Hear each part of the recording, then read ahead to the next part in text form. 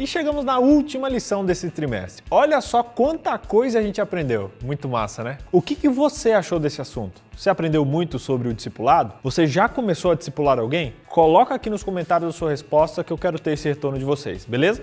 E eu já quero começar esse último vídeo fazendo um resumão. Não um resumo dessa lição, mas um resumo de todas as lições. Se eu pudesse fazer uma recapitulação rápida de tudo que a gente aprendeu nesse trimestre, eu diria: primeiro, discipulado deve ser o foco da igreja. Segundo, o objetivo do discipulado é ser semelhante a Cristo e tornar outros semelhantes a Ele também. Terceiro, o processo do discipulado consiste em preparo, plantio, colheita e preservação. Quarto, o poder para o discipulado vem da oração, do testemunho e do estudo da Bíblia. Quinto, para sermos discípulos, temos que abnegar a nossa vida passada. Sexto, discipulado é sobre pessoas. Na verdade, tudo na vida é sobre pessoas. E sétimo, não temos um sétimo?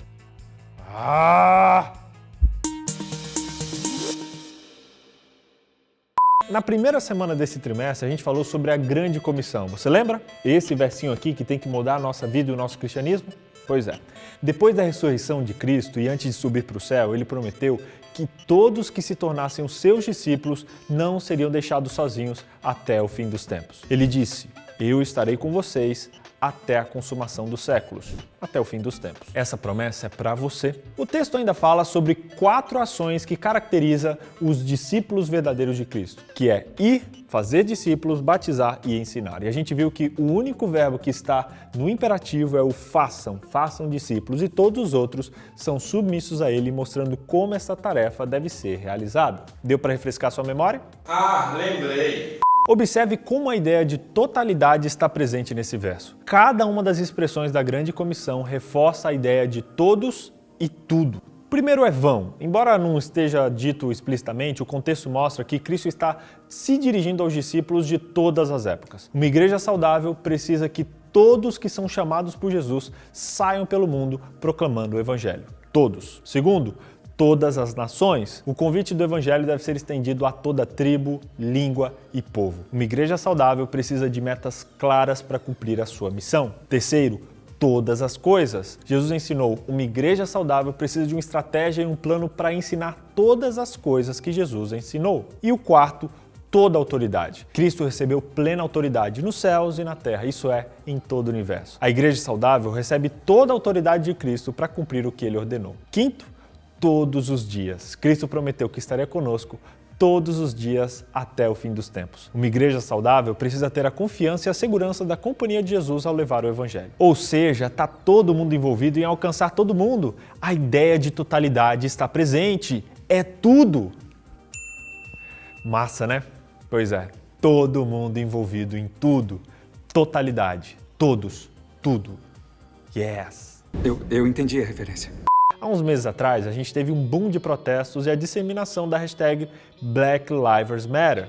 Um dos focos principais de todo esse movimento, que se originou no assassinato de Floyd, era reafirmar que todos somos iguais e a vida de todos importa. E a Bíblia ensina isso há milhares de anos. Vivemos em um mundo globalizado e multicultural. Isso não é uma novidade, já que há quase 2000 anos atrás a Igreja Apostólica descrita em Atos era igualmente multicultural. Na verdade, a Bíblia sempre foi um livro transcultural. Depois de toda a história do dilúvio, Gênesis 10 apresenta uma lista de todos os descendentes dos filhos de Noé, que eram Sem, Cã e Jafé. Logo em seguida, a gente tem um relato da Torre de Babel, onde Deus confundiu a língua de todo mundo e a construção da torre teve que ser interrompida. Acontece que com essa diferenciação de todas as línguas, as pessoas se dividiram em grupos e se espalharam por toda a terra. Isso explica os países com línguas diferentes que a gente tem hoje. Continuando a história, em seguida, Abraão teve que ser chamado e por meio da sua descendência, o Senhor abençoaria todas as nações da terra.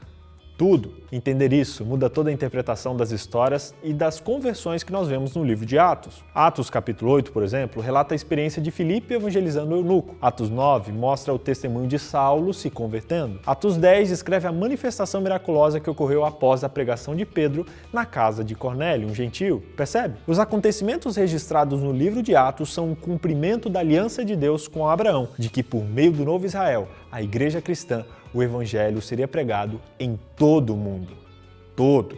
O episódio da Torre de Babel originou diferentes idiomas. O Pentecoste dotou os discípulos com poder divino para pregar o evangelho em todos esses idiomas. Por mais momentos assim no planeta Terra. Deus também usou Filipe, Paulo, Barnabé, os seus discípulos e muitos outros para pregar o evangelho para pessoas de nacionalidades diferentes em vários lugares ao redor da terra. Você hoje também tem essa missão. Você pode não apenas falar várias línguas, mas através da internet a gente consegue alcançar lugares antes inalcançáveis. Use essa ferramenta para alcançar o mundo todo. Eu fico imaginando o estrago tecnológico que os apóstolos fariam se tivessem telefone ou internet naquela época. Hoje, a gente tem a faca e o queijo na mão e infelizmente não usa. Se você está com a faca e o queijo na mão, corte o queijo e faça um misto quente.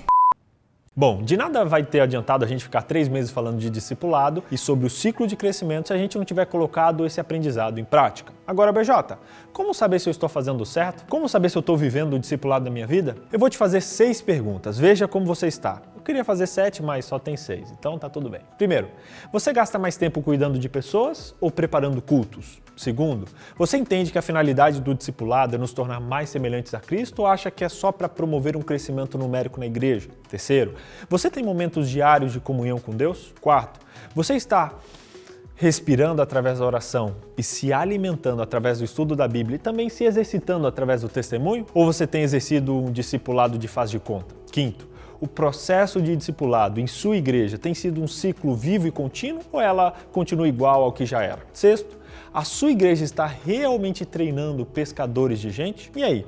O que as suas respostas revelam sobre você? Cada uma dessas etapas é imprescindível para que o resultado seja alcançado. Não desvalorize nenhuma delas. O discipulado é contínuo. Se a igreja não estiver crescendo espiritual e numericamente, ela está morrendo espiritual e numericamente. A verdadeira marca de uma igreja saudável não é quantas pessoas vêm visitá-la, mas sim quantos são transformados em discípulos comprometidos com a missão.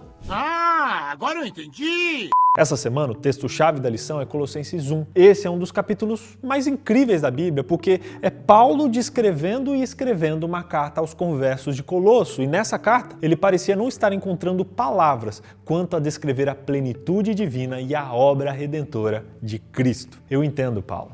É praticamente impossível encontrar palavras suficientes para descreverem quem Cristo é e o que Ele fez por nós. Durante a carta, o apóstolo orou para que todos os seus leitores tivessem toda a sabedoria e todo entendimento espiritual. Pontos indispensáveis esses para quem quer ser um discipulador. Nos versículos seguintes, embora Paulo não tenha usado a palavra tudo, os conceitos de reino da luz, descritos no verso 12, domínio das trevas e amor, no verso 13, perdão de pecados, descritos no verso 14, abrangem toda a obra de salvação realizada por Cristo. Em resumo, esse capítulo é uma forma de exaltação de Cristo e de tudo que ele fez. A intenção de Paulo foi justamente a de que os seus leitores ficassem boquiabertos diante de tudo que Cristo representa. Paulo estava tentando mostrar aos conversos que não há crise, não há problema, não há conflito nem dificuldade que não estejam incluídas na expressão todas as coisas. Jesus é, está, controla, domina, reina, supera, restaura, cuida. Ele é e está acima de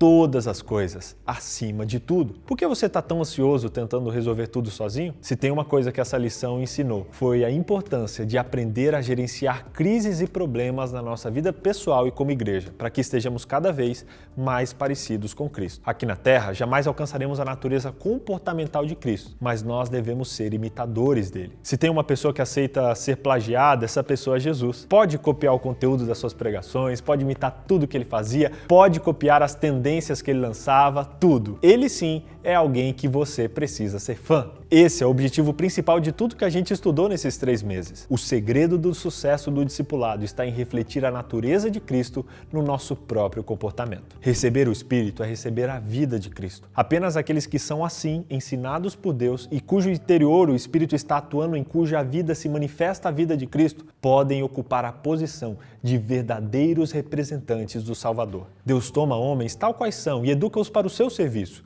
se eles se entregarem a Ele. Sob a guia do Espírito Santo, a mente que sem reserva se dedica a Deus desenvolve-se harmoniosamente e é fortalecida para compreender e cumprir as reivindicações divinas. Resumindo então, primeiro, as 4 ações que caracterizam o discipulado é ir, fazer discípulos, batizar e ensinar. Segundo, se todas as etapas do discipulado não forem levadas a sério, ele não vai ter resultado. Terceiro, seja imitador de Cristo. Quarto, use a tecnologia a seu favor para evangelizar. Ao longo desses 3 meses, a gente aprendeu mais sobre a principal tarefa do cristão, que é discipular. Espero de coração que você tenha entendido o seu propósito aqui nessa terra e tenha se comprometido a dedicar a sua vida a influenciar e transformar a vida de pessoas. Cristianismo é sobre pessoas, ajudar pessoas, cuidar de pessoas, imitar pessoas e discipular pessoas. Que Deus use você, membro dessa geração, que uma revolução ocorra na nossa igreja e que nós sejamos novamente o povo da Bíblia, o povo de Cristo, que vive a imagem e semelhança dele e reproduz essa imagem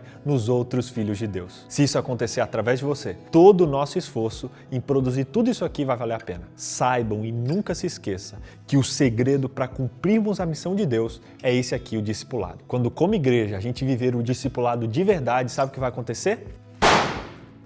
Uma revolução, uma verdadeira revolução. Posso contar com você? Se você gostou desse assunto e quiser receber esse roteiro inteiro por escrito lá no seu e-mail, clica aqui na descrição no link que eu deixei, que eu vou mandar para você por e-mail toda semana os roteiros da lição. Clica aqui.